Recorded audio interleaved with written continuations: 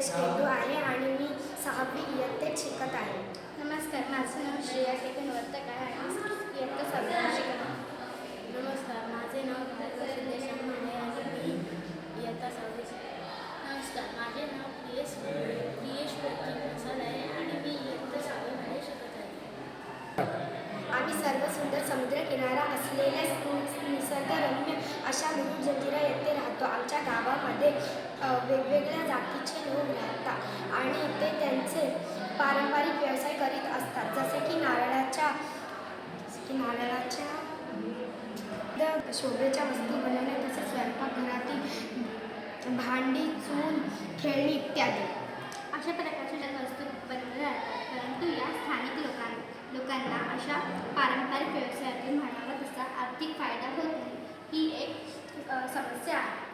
ही समस्या सोडवण्यासाठी विकसित भारत अंतर्गत वोकल फॉर लोकल